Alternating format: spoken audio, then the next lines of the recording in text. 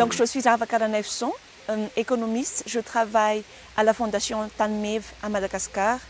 La Fondation TANMEV, c'est la première fondation environnementale malgache, mais qui a une vocation plutôt communautaire. À travers ses appuis, la Fondation TANMEV veille à améliorer les conditions de vie des communautés tout en préservant la gestion et la valorisation des ressources naturelles. Durant ces dernières années, on a fait face à un dilemme concernant la conservation et le développement. Et une solution qu'on a pu trouver, en fait, c'est de valoriser ces ressources naturelles, identifier leurs valeurs économiques, sociales et environnementales. Et ça pourrait nous aider à identifier le choix optimal entre conservation et développement.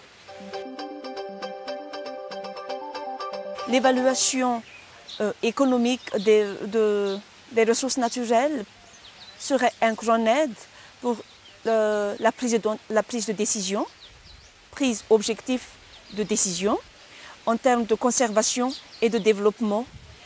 En connaissant les valeurs de ces ressources à court, moyen et long terme, on saurait quelle serait l'option optimale à prendre. La connaissance de ces valeurs aussi permet d'identifier qui vont bénéficier de ces ressources s'ils sont exploités ou s'ils sont maintenus en termes de conservation. Et une fois connus, on pourrait identifier les moyens d'intégrer ces bénéficiaires ou ces acteurs dans le processus de conservation et ou de développement. L'évaluation de la valeur des ressources naturelles devrait prendre en compte les deux aspects. Si les ressources sont maintenues, ça c'est en termes de conservation, et si les ressources sont valorisées à des fins de développement local ou national.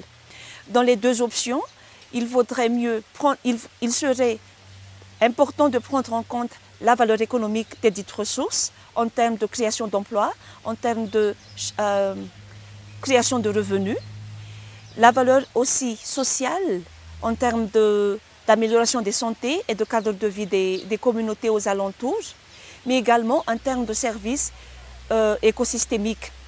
Donc tout ce qui est approvisionnement en eau potable, la protection des bassins versants et l'atténuation des risques et des catastrophes.